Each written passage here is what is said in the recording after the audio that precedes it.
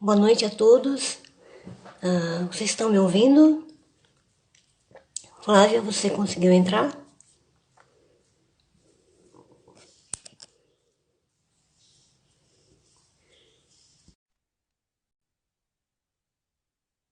Vamos só aguardar a doutora Flávia conseguir entrar na live. Olá, tudo bem, Olá, Carol? Olá, tudo todo bem? mundo.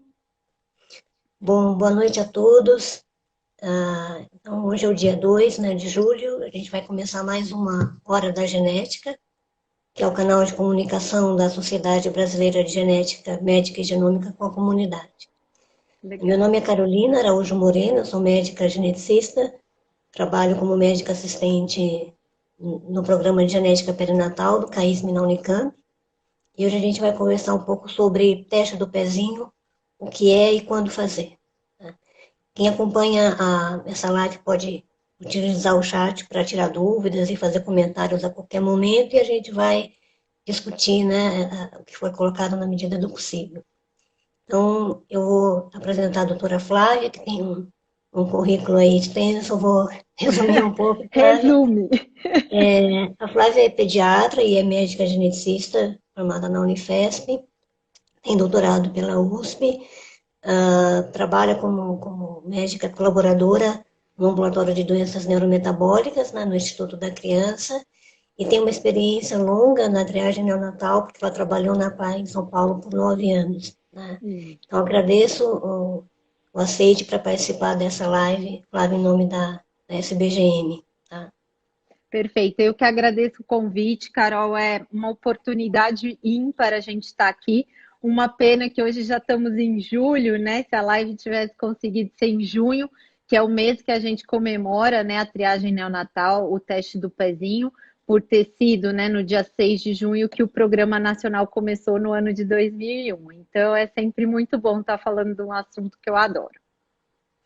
Tá certo. Então, para começar a conversa, Flávia, eu queria que você contasse um pouquinho de como foi a história do teste do pezinho, quando isso começou, né, no mundo e veio para o Brasil, e por que ele é tão importante. Sim. Então, assim, né, a primeira triagem neonatal foi realmente da década de 60, né, em 1960, que foi com o Guthrie, né, quando ele também descobriu o papel de filtro, né, que hoje é aquele papel que a gente encosta no calcanhar do bebê e é onde, a partir de onde vai ser realizado o exame, né? A amostra fica ali, são gotas de sangue no calcanhar.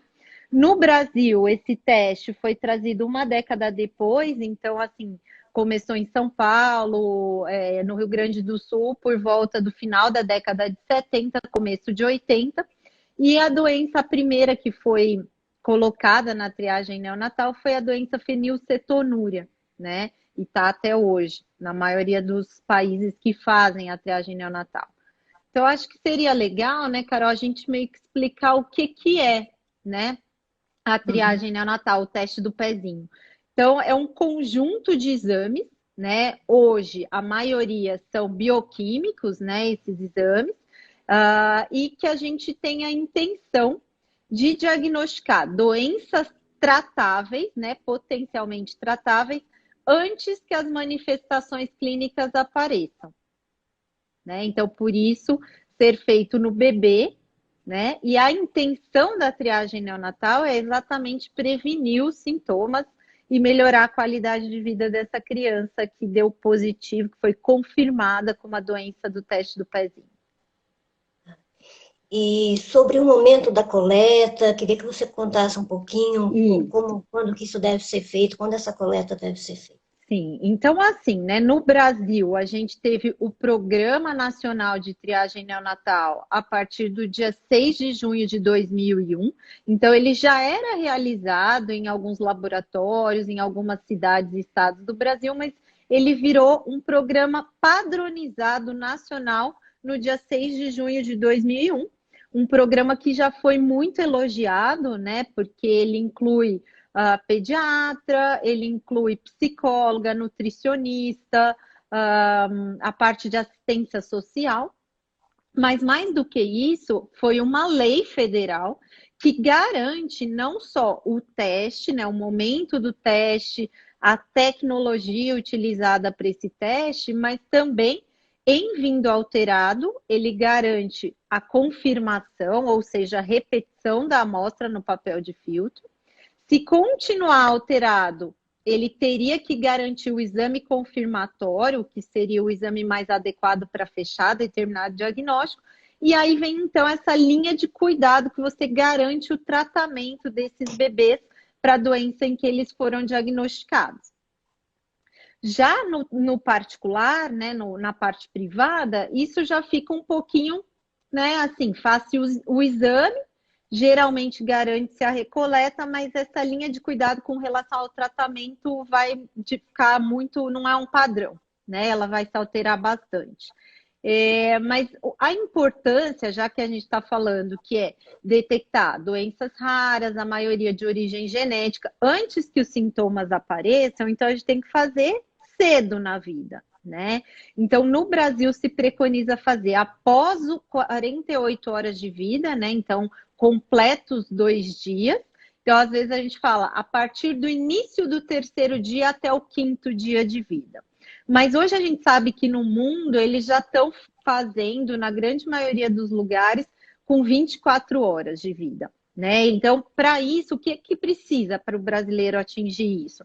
São os laboratórios que têm que começar a colher mais cedo e têm que readequar os seus bancos, né? Os valores de referência dos resultados, para tentar garantir que com 24 horas já seja possível. Em muito lugar, em Brasília, principalmente, a gente sabe que hoje já se faz com 36 horas de vida, aqui em São Paulo também, com bastante confiança nesse resultado. E é interessante contar que, às vezes, a coleta é feita na maternidade, mas nem todas as maternidades disponibilizam isso. Então, os pais levam os bebês para casa, mas eles têm que ir até a unidade de referência para fazer a coleta, não é? Isso acaba sendo um pouquinho um problema, né, Carol? Porque às vezes a pessoa teve uma alta tarde, no outro dia, tá todo mundo cansado, então eles não vão imediatamente após a alta coletar esse exame. Então, nos casos, nos locais que não são coletados na maternidade, a gente acaba vendo que demora um pouquinho mais o resultado, se posterga. E isso não é bom. Por quê? Porque para um positivo você vai demorar mais para entrar com o tratamento. Uma pergunta que já surgiu é se não depende do bebê estar recebendo leite para fazer o teste, não influencia. Então, eu acho que isso é super importante. Por que foi determinado isso, né? Que tem que ser a partir do 3º dia? Porque aí o bebê já teria mamado suficiente no seio materno para que, se ele tiver um problema, por exemplo, de proteína nos aminoácidos, como a fenilcetonúria, já garanta que ele conseguiu sorver bastante leite para dar alteração no exame. E você acha que esse tempo de 24 horas seria suficiente para Então, fazer olha, isso? o que o pessoal lá fora tem demonstrado, isso só é possível a partir do momento que a gente coloca a tecnologia do Tandem, né? Então, hoje a gente não tem o perfil Tandem na triagem neonatal para todos os bebês, a que é fornecida pelo SUS, então eu acho que nesse momento não daria, pela técnica de florimétrico que a gente tem. Mas no perfil Tandem a gente consegue sim, com 24 horas. E outra coisa é que, em algumas situações, é preciso fazer mais de uma coleta, né? Os prematuros, por exemplo, tem alguns parâmetros que você precisa reavaliar novamente, né? Então, assim, pelo Ministério da Saúde, né, o protocolo que já foi instituído de coletas, principalmente dos bebês dentro da maternidade, da UTI neonatal, realmente eles falam que tem que colher com 24 horas, ou seja, antes desse bebê prematuro precisar receber sangue, né? Então, eles fazem uma coleta e geralmente depois eles fazem uma outra com 7 dias e uma com 30 dias. Então, se recomenda até 3 coletas. Isso ainda não está sendo feito padronizado no Brasil todo. E aí você já até adiantou que existem diferentes tipos de abordagem, o do SUS e do âmbito privado. Então, gostaria que você contasse quais são as doenças que são triadas pelo SUS e o que o privado oferece de diferente. Perfeito, perfeito. E aí a gente já responde uma perguntinha que apareceu aí. Então, assim, a primeira coisa são hoje, né? Nacionalmente, pelo teste do pezinho federal, são 6 doenças. Então, é a fenilcetonúria, o hipotiroidismo congênito, as hemoglobinopatias, principalmente a anemia falciforme, a fibrose cística, hiperplasia adrenal congênita e a deficiência de biotinidase, tá? Garantido o tratamento para todas essas, né? Então, assim, vai mudar um pouco por estados, mas aqui a gente tem o Centro de Referência de Triagem Neonatal do SUS. Feito isso, ele vai tratar para a maioria dessas doenças no centro, mas algumas, por exemplo, como a fibrose cística, é feito parcerias com universidades para tratar o bebê. Agora, no privado, aí vai depender muito, né? Então, o que eu dou de dica aí para as mãezinhas que estão ouvindo, para os pediatras que estão aqui, é não guardar nome, assim. Ai, teste ampliado, teste mais, teste super, teste expandido, porque isso é uma confusão, né? Cada laboratório coloca um nome diferente. Então, o que eu costumo dizer, para quem pode oferecer para o seu bebê, porque vai ter que pagar extra, alguns convênios médicos aqui em São Paulo já costumam oferecer por volta de 10, 12 doenças, né? Mas a gente sabe que o máximo hoje que a gente consegue fazer em laboratório privado no Brasil, teste do pezinho em papel de filtro, são 50 doenças. Então, para quem puder oferecer o ampliado, oferecer sempre o mais ampliado possível, né? Então, a gente não tem muito uma indicação para falar de teste do pezinho. Eu diria, Carol, para todo mundo que está nos vendo, quem pode pagar o mais ampliado, seria ótimo oferecer isso para o seu bebê. Por quê? Porque a gente não vai ter uma história na família, a gente não espera que o bebê tenha sintomas para se indicar o teste. Então, acho que é um pouco isso. Aí aqui, Carol, perguntaram se o diabetes mellitus do tipo 1 é visto nisso. Então, não, vamos esclarecer aqui que diabetes mellitus do tipo 1 não é uma doença genética, é uma doença geralmente mais autoimune, né? E ela, então, não é detectável no teste do pezinho. O que acontece, pode ser um pouco de confusão, é que às vezes quando a mãe é diabética ou a mãe teve um diabetes gestacional, no teste do pezinho ampliado, que tem o perfil Tandem, pode dar algumas alterações relacionadas a diabetes materno no bebê, no teste do bebê. Por exemplo, aumento de cetose, né? C4OH, C5OH, esses analitos. E nesses testes expandidos, né, você usou a palavra Tandem. Tandem é um método que consegue diagnosticar a doença dos aminoácidos e dos lipídios, algumas, né, da oxidação. Tem a galactosemia, que também está incluída em uma outra técnica. É uma outra técnica. Então, assim, basicamente, o que a gente vai ter no teste aí que a gente faz 48 doenças? A gente vai crescer no teste para galactosemia, toxoplasmose ou algumas outras infecciosas, isso varia um pouquinho por estado, e aí vai ter esse grande equipamento, é uma técnica que chama espectrometria de massas em tandem. E aí o apelido é perfil Tandem. Esse nome é direcionado a um único aparelho que chega a fazer de 36 a 38 possíveis diagnósticos, né? Detectar 38 possíveis doenças. Só esse equipamento, né? Então, o que ele vê? Alterações nas proteínas, nos aminoácidos, alterações nas gorduras, né? E que são doenças, em sua maioria, que elas podem ser, sim, super graves, se não tratadas, né? Ter evolução de sequelas neurológicas, e algumas têm seu tratamento simples, assim. Simplesmente você prevenir o jejum. Você sabendo que um bebezinho tem, por exemplo, HMG coaliase ou MCAD, você vai até 2 anos de idade garantir que essa criança seja alimentada a cada 3 a 4 horas. Basicamente é isso, né? Em algumas situações tem que tomar uma vitamina que chama L-carnitina, mas a gente tem no meio dessas doenças que têm tratamentos muito caros, drogas difíceis de achar, que são importadas, que é o que a gente chama de drogas órfãs, mas a gente tem algumas doenças que é extremamente simples de tratar, prevenindo o jejum, por exemplo. Eu acho que a grande questão da triagem ampliada é a questão que não tem uma rede de cuidados como tem pela política nacional. Então, a pessoa se depara com o resultado alterado, e aí tem até uma pessoa que perguntou como é que confirma uma alteração, para onde essa criança vai ser encaminhada. É. E alguns medicamentos e algumas fórmulas não são garantidas pelo governo, porque não faz parte da política. Então, é uma outra questão, né?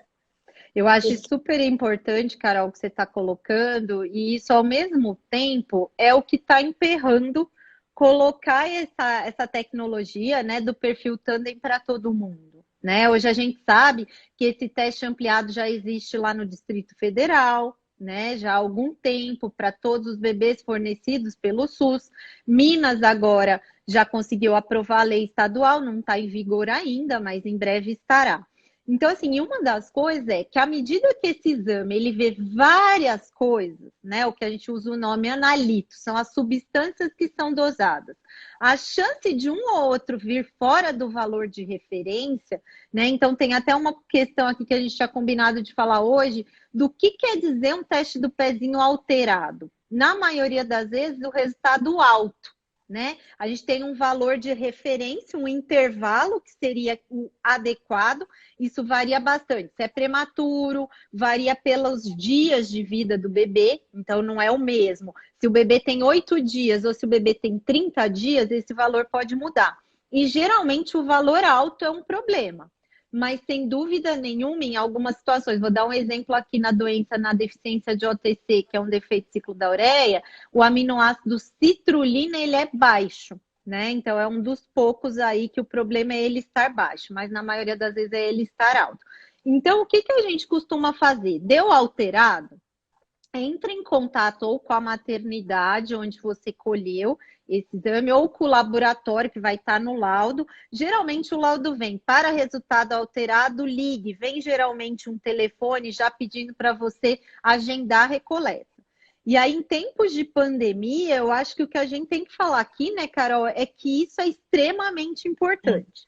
Essa é uma área da genética que é urgência. Se a gente tem um bebezinho com uma alteração, essa alteração pode até não se confirmar como uma doença, mas tem que ter uma urgência em repetir. Ai, mas o meu bebê tá normal, ele não tem nada, não tem problema. Agora é a hora de ir lá, faz um novo resultado, a recoleta, porque dali uma semana você vai saber se normalizou, que é o que mais é a maior chance de acontecer, ou seja, esse resultado era um falso positivo, ou então ele vai persistir alterado. Aí vai ter que ver o que esse laboratório vai te dar de assistência para confirmar esse resultado.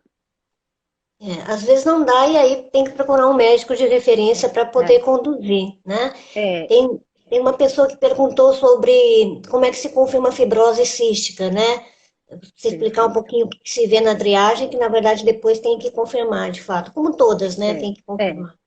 Então, assim, na história da fibrose cística, né, é uma doença rara em que a gente teria a criança com as secreções, então, por exemplo, catarro, ou então hormônios que são secretados pelo pâncreas ficam mais espessos que o habitual. Então, assim, nesse começo, no primeiro mês de vida, a gente não espera ver nenhum sintoma. Em algumas situações, o bebezinho pode ter dificuldade para fazer o primeiro cocô da vidinha dele, porque tá até essa parte, fica como se tivesse entupido ali, né, no intestino, mas na maioria das vezes o bebê não tem nada. Então, hoje ainda o padrão ouro é fazer a detecção do cloro no suor, né? Então, é o teste do cloro no suor. Esse teste ele é difícil de achar, viu, Carol? Até aqui em São Paulo só tem um local que faz, que é no Hospital das Clínicas. Então, aí nessa circunstância, por essa dificuldade, os casos particulares acabam indo muito direto para a pesquisa das mutações, né? O teste genético da fibrose cística. Eu não acho super adequado isso, porque tem algumas situações que a pessoa, o bebezinho pode ter fibrose cística e não achar as duas mutações dele, os dois defeitos genéticos. Então, sempre o que a gente recomenda é não pular etapa. Faz a triagem neonatal, que é o IRT. Esse IRT ele costuma vir muito alterado. Se o bebezinho está ictérico, se o bebê nasceu com problema no coração, então o ideal é repetir esse IRT no papel de filtro. Continuou alto, fazer o teste do suor e só depois fazer o teste genético. Eu acho que então é super importante isso, né? Destacar que um teste alterado não significa uma doença, Acho significa que porque é uma triagem, mas em tempos de pandemia significa que você não pode atrasar essa continuação da investigação. Não é com É, todos os eu, cuidados, sair de casa com todos os cuidados, mas tem que continuar, né? eu acho que é exatamente isso. Então, assim, a chance maior de um alterado no teste do pezinho, principalmente esse ampliado, que vê várias coisas, é que não se confirme uma doença, né? Então, a gente costuma falar assim, 2% dos bebezinhos que vão fazer o teste do pezinho, eles vão precisar voltar para o laboratório ou para a maternidade para colher de novo o exame do calcanharzinho do bebê. E aí, desses 2% que já voltaram, a gente tem os que vão confirmar mesmo como a doença é 0,03%, né? É como se fosse 3 em cada 10 mil, tá? Então, realmente é uma minoria que a gente vai confirmar. Mas a importância é a gente saber exatamente que normalizou. É o pai ter o alívio da segunda amostra. E esse intervalo entre o resultado da primeira amostra alterada e colher o segundo tem que ser muito breve. Tem que ser o mais rápido possível. Receber o laudo, se conseguir colher no mesmo dia, eu acho que é importante.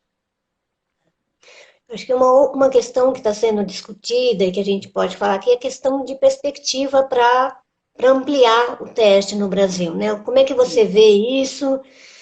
Em que pé estão as coisas? O que É, você pode falar a respeito? olha, Carol, eu acho assim, eu que sou, claro, né, uma apaixonada no assunto e que, assim, tenho orgulho de falar que já salvei muitas vidas por causa da triagem neonatal, você também, o pessoal lá do Sul que faz um trabalho também maravilhoso, é muito gratificante trabalhar nessa área de Renato, porque a gente pode mudar completamente a vida de um bebê, né, e fazer esse bebê virar um adulto saudável. Então é importante saber que essa possibilidade existe. Mas eu acho que, assim, ampliar a triagem, os programas de triagem neonatal no mundo, não é só no Brasil, eles são uma questão política, né? Eu acho que em primeiro é política, em segundo é econômico. Claro, as coisas não andam separadas, economia e política geralmente é junto. E num país tão populoso como o Brasil, quando você vai garantir essa linha de cuidado, como a gente estava conversando aqui, sai muito caro por bebê triado, né? Se a gente olhar desses quantos são triados, o preço do teste, quantos vão repetir, desses que repetiram, o que vão precisar ir para os exames outros, que não é a triagem neonatal para confirmar, quantos desses eu vou ter que tratar, essa conta, enquanto saúde pública, ela sai muito cara. Né? E aí, por isso que a gente tem essa dificuldade da aprovação. Então, se a gente comparar o tamanho né, dos habitantes do Distrito Federal, né, com a gente, então lá, assim, eles chegam a uma situação por ano, 40 mil testes, 50 mil testes, me desculpem se o número não for tão exato, tá? Mas isso é o que a gente faz aqui no estado de São Paulo por mês, por baixo, né? Então, essas discussões são difíceis, mas o que a gente está vendo? Que o que está conseguindo ampliar? Leis estaduais, Carol. Leis estaduais, e uma coisa que eu acho que é um exemplo no mundo e que eu acho super importante para essa live, que são as associações de pacientes. Então, eu vi mães metabólicas, eu imagino que vidas raras estejam nos assistindo aqui, porque eu acho que precisa ter esse awareness, né, esse alerta, e tem que ter essa coisa das associações de paciente indo atrás, tentando ir lá no Congresso, tentando ir no Senado, aonde conseguir espaço com os políticos para mostrar a importância da gente ir colocando mais doenças. Então, eu até entendo que talvez a gente não consiga pular de 6 para 48 aqui no estado de São Paulo, mas então vamos colocar a galactosemia, né, que já é uma doença que a gente tem que olhar a frequência também, né, Carol? Então, a galactosemia, por exemplo, ela chega 1 para 30 mil, a biotinidase é 1 para 60 mil, então a gente já colocou a biotinidase, que é uma doença que era menos frequente, e a galactosemia, coitada, cada hora que ela vai para frente aqui no estado de São Paulo, ela recebe um não, tadinha, essa doença, né? E aí hoje a gente vê essa situação crítica de pacientes com uma doença que teoricamente seria para afetar só o fígado, chegando com sequelas neurológicas importantes do açúcar baixo no sangue, né? E é muito Então, dramático, né? Porque assim, é uma doença que não é tão rara, é devastadora se você não trata, E é um tratamento muito simples e barato, não tem justificativa para entrar Sim, outras coisas e não entrar a galactosemia, é, né? é, Por exemplo. é, Eu acredito assim numa forma escalonada, assim como foi feito é. no SUS no começo, foram fases. Uhum, E eu sim, acho que a ampliação deve passar por fases. Não é? A sim, gente não concordo. consegue colocar todas que a gente gostaria de uma vez, porque é isso. Como é uma linha de cuidados, não é um teste que está em questão, é o teste, é a confirmação, é o tratamento, o remédio. Então, são muitos aspectos, né, para fazer essa conta aí e o benefício, né, É. Olha, disso. aqui as mães metabólicas, eu vi o pessoal aí da Vidas Raras, pessoal das mães metabólicas, eu queria agradecer muito a presença de vocês, e eu acho que seria isso, esse escalonamento, eu acho que ele deve ser feito muito assim, com aquelas que a gente não tem dúvida que é tratável, né? Então, aquelas que precisam de fórmulas, que já é o caso da fenilcetonúria. Então, assim, um exemplo, gente, tirosinemia do tipo 1 é uma doença que é extremamente importante. A outra, a acidúria glutárica do tipo 1. Gente, essa doença ela é catastrófica para aquelas pessoas que não vieram da triagem neonatal, né, Carol? A leucinose, embora a leucinose é uma doença que é muito grave, né? Os Estados Unidos hoje está usando um intervalo de fórmula, mas está transplantando todo mundo lá. Então, assim, é uma doença difícil de tratar. A OTC, né, o defeito ciclo da ureia de apresentação neonatal, infelizmente, essa o teste pezinho não vai ajudar. Mas a gente vai ajudar as meninas com OTC, que são sintomáticas, a gente consegue ajudar os casos que têm mutações mais leves, que são um pouco mais tardios. Então, o que, que eu acho? Qual que é a solução, Carol? O ideal, que minha sugestão, seria a gente fazer o seguinte: um grupo, um comitê, que eu acho que esse comitê teria que ser formado por pessoas que atendem no SUS, pessoas que estão no privado, que estão tratando essas doenças, especialistas. Então, eu estou falando de geneticistas, hepatologistas, pediatras, endocrinopediatras. E a gente precisaria também ter gente da academia, gente da universidade, né? E trazer essas questões, essas discussões no nível técnico. Tirar um pouquinho isso da questão política, trazer isso e fazer um parecer nacional. Olha, essas são as recomendadas pelos especialistas. E já tentar colocar escalonado. A que tem que ir primeiro, as que tem que ir em segundo, né? E aí eu acho que a gente também precisa ter uma avaliação do quais são as frequências no Brasil. E esse dado é difícil, porque a gente não tem muito esses dados, né? Então, talvez esses inquéritos, esses questionários que já, né, era para o pessoal com doença rara preencher, a gente precisa desses números. Por exemplo, vou dar um exemplo. Lá no nosso ambulatório, a gente tem vários casos de HMG coaliase, que é uma doença extremamente rara no mundo. No Japão, ela é mais frequente, aqui também tem sido mais frequente, e não na ascendência japonesa. São pacientes que a gente vê afro-americanos, brasileiros mesmo, com ascendência até europeia. Então, acho que a gente também precisa ver o que é importante para o Brasil, né? Não só seguir o que tem lá fora. Porque essa é uma questão, né? Tem muito a ver com frequência. Você faz baseado na frequência daquela doença naquele local ou região, né? Olha, o Então, pessoal aqui falando, oi Ju, tudo bem? Tem a mãe de um paciente, de uma paciente minha aqui com cobalamina C, né? Então, isso é outra coisa importante a gente falar. Que a hora entrou a galactosemia, a hora que entrar o perfil Tandem, aí a gente tem que ver o que é mais frequente. Então, assim, por exemplo, as acidemias metilmalônicas, a cobalamina C é um exemplo, né? E eu imagino que quando entra e entra num programa, não vai ser esse martírio que a gente tem para conseguir medicação, né, Carol? E o medicação sofrimento, que né? não é tão cara, medicação que não é tão cara, né? Mas que é só um ajuste na concentração da medicação. Então, assim, gente, a gente precisa de todas as associações de pacientes. Então, assim, eu acho que os especialistas dão essa primeira olhada, essa primeira discussão com relação a esses PCDTs, o que teria que entrar, e faria uma versão escalonada. E aí, num segunda etapa, imediatamente chamar os pais de pacientes, as associações, para opinar também. E fazer um documento assim, com a participação de todos. Eu vejo essa seria a forma correta. Mas, infelizmente, gente, não é muito assim que acontece, né, Carol? vem de cima para baixo. A lei é colocada, então, assim, aqui em São Paulo tem alguns projetos de lei. Quando a gente vai olhar as doenças que estão incluídas, a gente fala, meu Deus, quem fez a lista? Porque está colocado coisa lá que nem doença é. Então, isso é algo que, né, a gente fica um pouquinho, assim, em dúvida. Então, assim, não sei, gente. O ideal é uma coisa, talvez eu seja muito sonhadora, né? Mas o ideal seria isso que eu estou dizendo. O que você acha, Carol? Queria ouvir você também, Não, eu porque acho a que gente não é dono da verdade aqui, né? tem que reunir esforços, né, das sociedades. Acho que a SBGM deve encampar essa Essa frente, essa luta. luta, essa causa, né? Porque, assim, na medicina, a gente muitas vezes trata as pessoas com doenças sintomáticas, mas a gente sabe que isso não é só para erro inato, a prevenção é sempre um caminho melhor.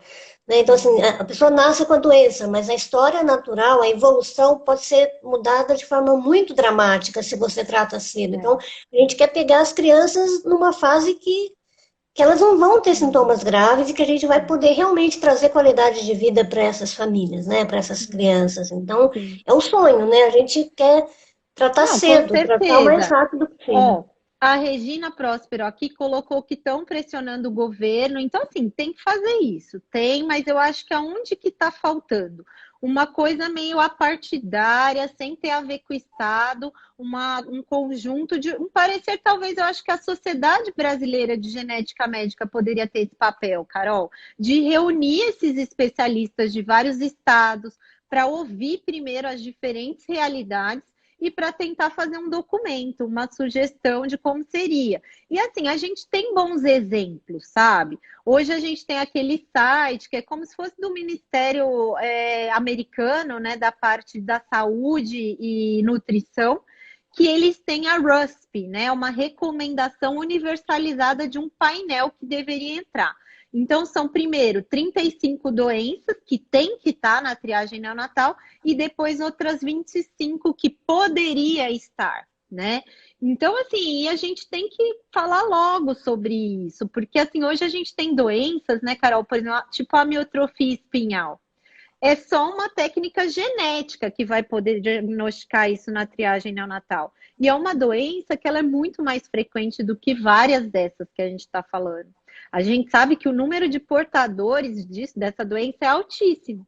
E hoje a gente já tem a terapia gênica, que é, assim, avassaladora a diferença, né? Salva vidas mesmo. Então, assim, a gente tem que, como sociedade, ter essas conversas, porque isso vai chegar. E eu acho que a gente tem que se antecipar. No perfil Tandem, a gente está atrasado faz uns 20 anos, eu diria, né? E talvez a gente não tenha um atraso tão grande sobre as outras doenças, né? Eu queria agora que você comentasse, nos últimos anos surgiu o teste molecular para triagem de doenças, né? Então, seriam testes genéticos, diferentes dos testes bioquímicos que são feitos. Queria que você falasse um pouquinho deles e por que esses testes não substituem completamente o teste do pezinho. Então, fala um pouquinho Então, sobre isso. assim, gente, esse teste, os testes moleculares de triagem neonatal, eles têm a sua importância, tem doença ali naqueles painéis que são tratáveis, são graves e que não tem um teste bioquímico para elas. Mas eu fico pensando assim, num país que a gente está tão incipiente em termos de discussão, é o país dos extremos. O SUS com 6 doenças não consegue avançar de forma nenhuma. Estou falando estado de São Paulo, desculpa, mas é que aqui é o meu, né, o meu habitat, então eu falo um pouco mais aqui. E de repente no privado a gente tem umas maluquices, né? De criança que colhe o básico e aí já vai para esse painel molecular. Então, assim, não acho adequado, tá? Principalmente porque a gente tem doenças que não são genéticas, né? Então, o principal expoente é uma das mais frequentes, é o hipotiroidismo congênito. Ele pega de 1 a cada 2.000 a 4.000 bebês, porque 2.000 é quando a gente pega os transitórios juntos, e o único exame que vai resolver isso é a dosagem dos hormônios da tireoide, que é uma glândula que fica no pescoço. Ou seja, é o T4 livre e TSH, né? O T4 e TSH. E isso não vai aparecer em painel molecular nenhum. E se a gente resolve, vou dar o melhor para o meu filho, Então, eu vou fazer só o teste da bochechinha e esqueço que eu tenho que colher ou que eu tenho que ir buscar o resultado do papel de filtro que foi colhido. Isso é outra coisa interessante. Não existe mais isso, gente, de achar que o laboratório ou o centro vai ligar na casa de vocês. Hoje as pessoas têm 3 celulares, sabe? A gente até tenta. Eu vejo o trabalho lá do IJC com essa parte de busca ativa, mas a gente não consegue encontrar as pessoas. Então, assim, todo pai e mãe tem que ter responsabilidade de ir atrás do exame de triagem neonatal do seu filho. E tem que ser feito isso, geralmente, 7 a 10 dias de vida tem que estar com esse resultado, né? Primeira coisa. E esse painel molecular, então, ele poderia ser oferecido para aquelas famílias que podem pagar, ele tem um alto custo. Mas ainda assim, se você tem lá o dinheirinho contado, é melhor se oferecer um ampliado bioquímico com tudo, até com o TREC e o CREC, que é a parte das doenças imunológicas, né? Imunodeficiências primárias. Por quê? Porque vai chegar rápido o resultado, você vai ter tempo hábil para começar a tratar o seu filho. Ah, mas eu tenho uma situação econômica confortável? Ok. Faz o ampliado com o perfil Tandem, com o TREC, CREC e o molecular. Então, quem vê esse teste da bochechinha, a conta não é só o teste da bochechinha. A conta que as famílias têm que fazer é do teste bioquímico ampliado mais a bochechinha. Aí sim, eu acho que você está oferecendo uma coisa boa para o seu filho. Por que que eu digo isso? Porque podem ter coisas que vão aparecer no teste genético que você já tem o bioquímico na sua mão normal. Às vezes aquelas 2 variantes, Carol, podem estar no mesmo cromossomo, ou seja, elas estão em cis, não vai ser um diagnóstico. E o bioquímico é que vai te dar força para saber o que encarar. Mais do que isso, quem resolve fazer esses testes moleculares tem que ter respaldo de um médico que entende sobre isso. E aí, meus queridos amigos pediatras, eu não estou desmerecendo. Eu não costumo receitar dieta fora gerusinato. É uma especialidade, eu sou pediatra, eu respeito muito o pediatra. Como eu também espero que os outros colegas respeitem o geneticista. Então, na hora de ver resultado de teste de bochechinha, não é pediatra que tem que ver, é geneticista. É. Né? Então, não sei o que você pensa sobre isso, Carol.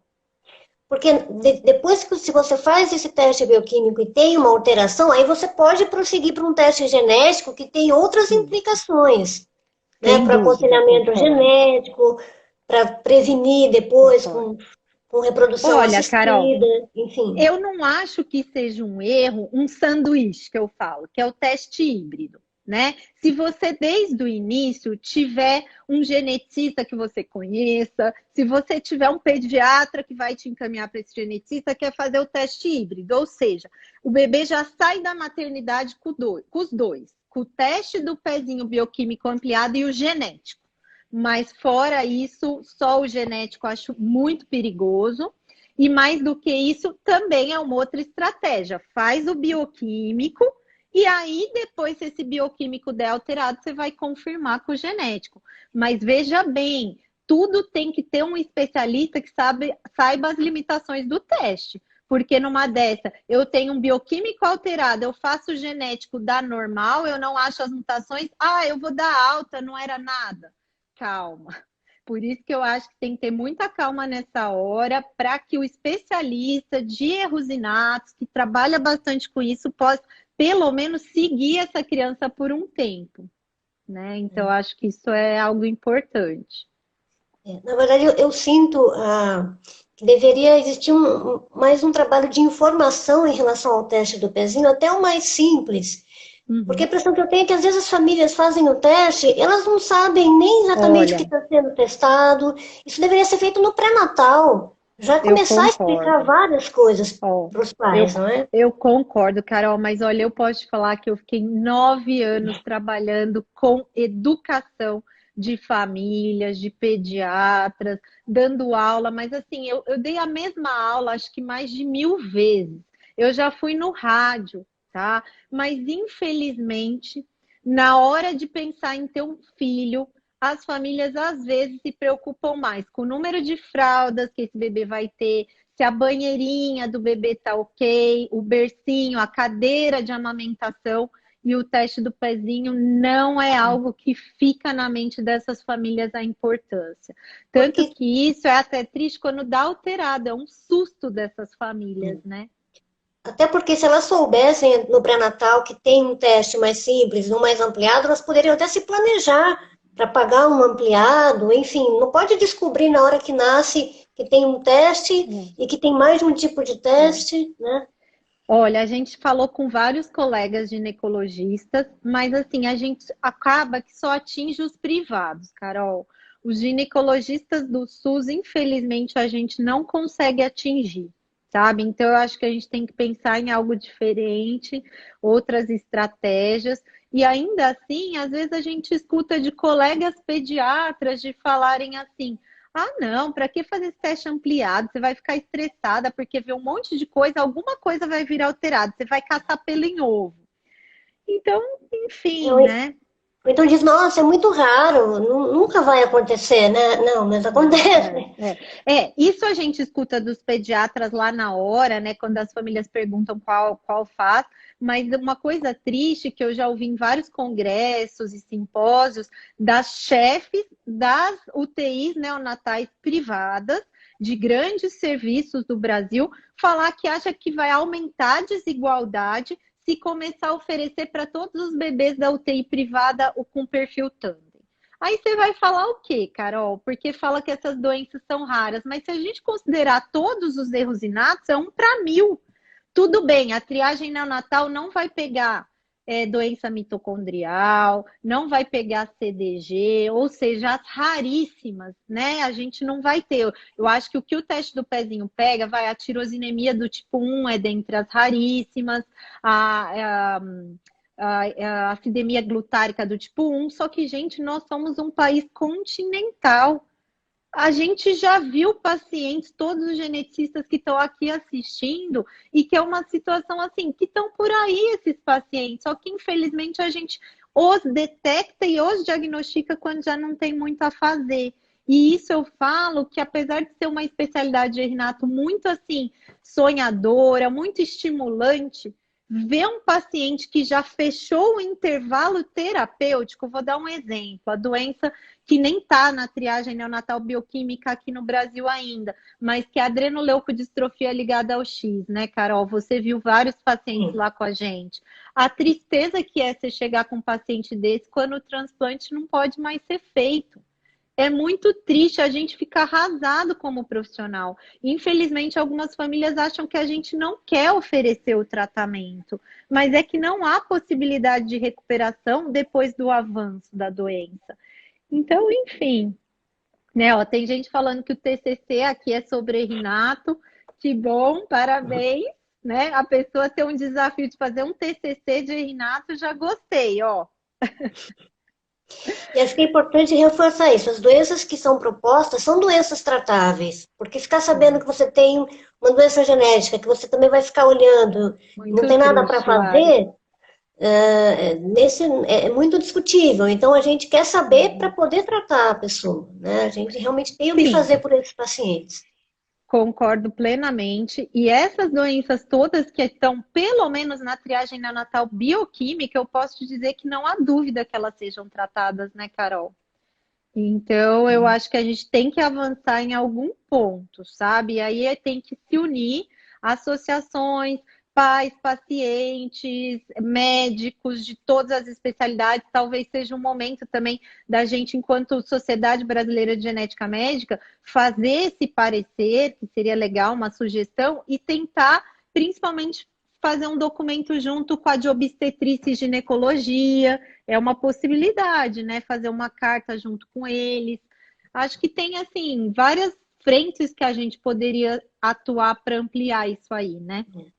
Eu acho que é uma batalha e a coisa não vai cair no nosso colo, né? Sim. A gente vai ter que, até para que não façam de uma maneira equivocada, não Então incluam doenças assim, que não eu só precisam. tenho muito, muito medo na triagem neonatal de que a triagem neonatal vire um palco político, ou seja, de uma hora para outra, sem qualquer preparo, sem centro para tratar as doenças, se aprove isso inadvertidamente, ou que vire um palco de farmacêutica, gente, porque não é para isso, né? Então, eu acho que a gente tem que ter as conversas, claro que as farmacêuticas também, em algum ponto, devem participar disso, mas eu não acho que doença que tem um medicamento, mas aí os especialistas têm que definir. É tratável? É eficaz esse tratamento? Eu acho que tem todas essas discussões que permeiam a ampliação da triagem neonatal. Ó, aqui teve uma pessoa que perguntou sobre a triagem neonatal para miotrofia espinhal.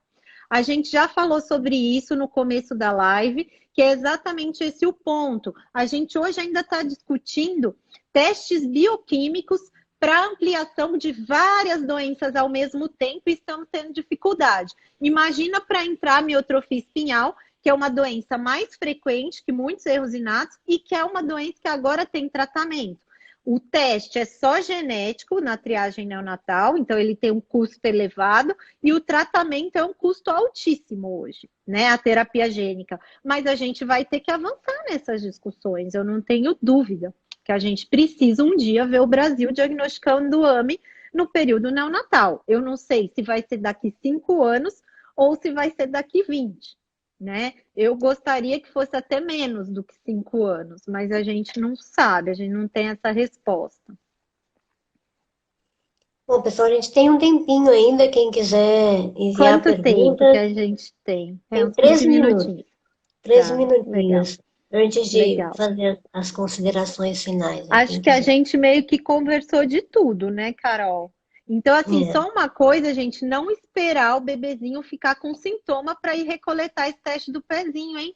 Pelo amor de Deus. Outra coisa, vão atrás do resultado. Não esperem ligar na casa de vocês. Isso não é possível mais hoje. Cada um com 3 chips de celular, né? A gente não consegue achar as casas.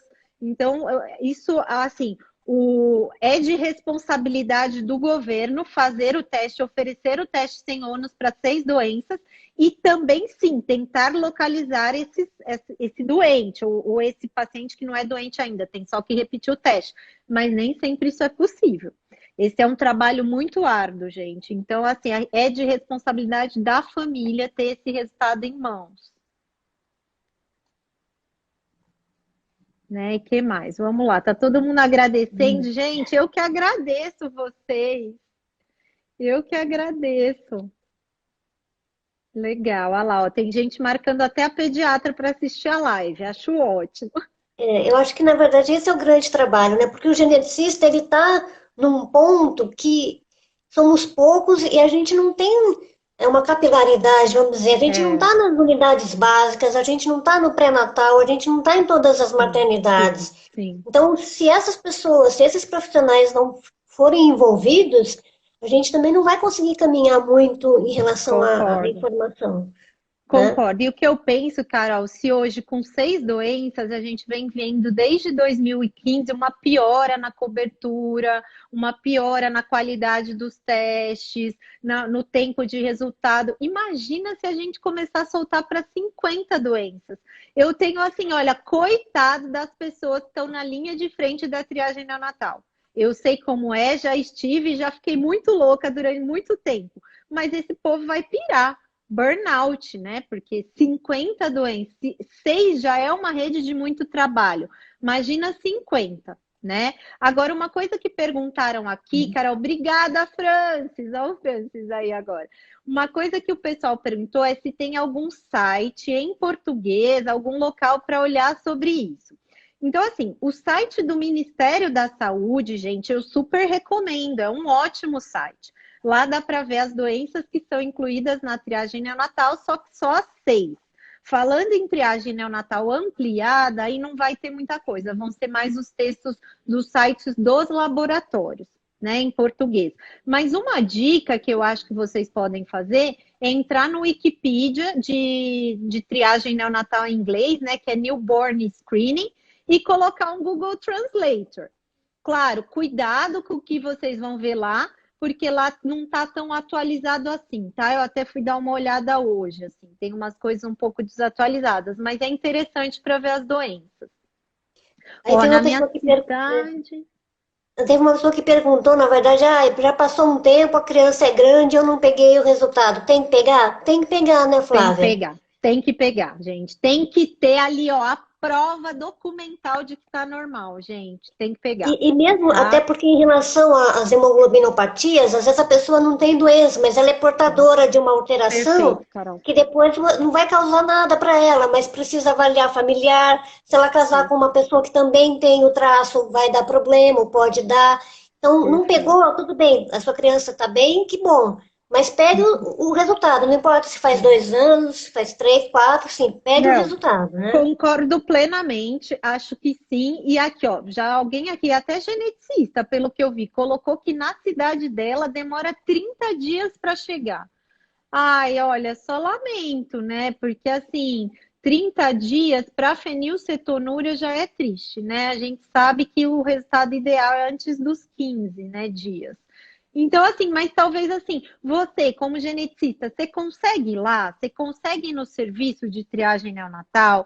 Você consegue conversar com eles para ver se é possível reduzir esse prazo? Ou até sugerir um outro laboratório de referência? Eu não sei, gente. Eu acho que a conversa é o melhor caminho nessa hora, né?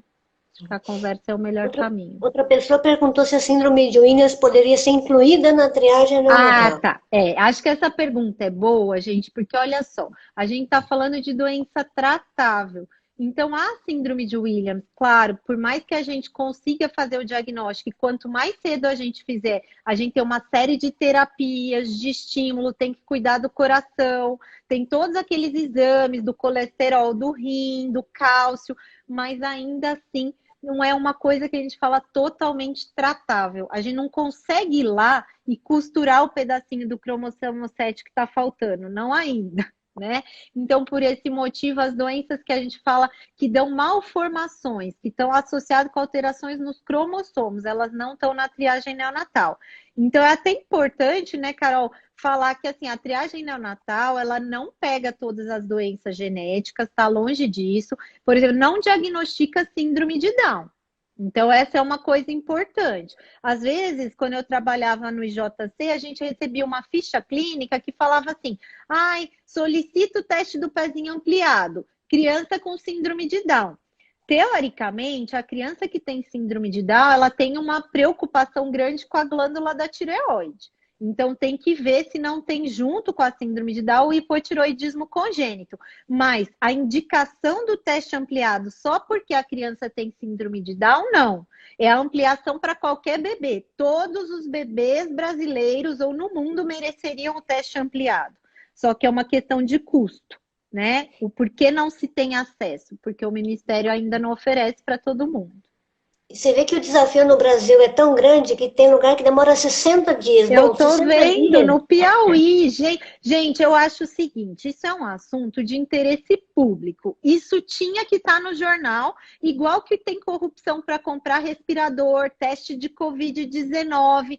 Tem que ser investigado todas as questões do teste do pezinho, gente. Tem que estar lá no jornal, estampado. Então, assim, eu acho que a primeira coisa seria a conversa próxima.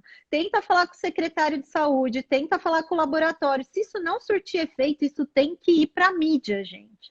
Não dá. Então, assim, era um serviço maravilhoso de 2001 até 2015. De lá para cá, há controvérsias, né? O que está acontecendo com a triagem neonatal no Brasil. É muito triste, muito triste.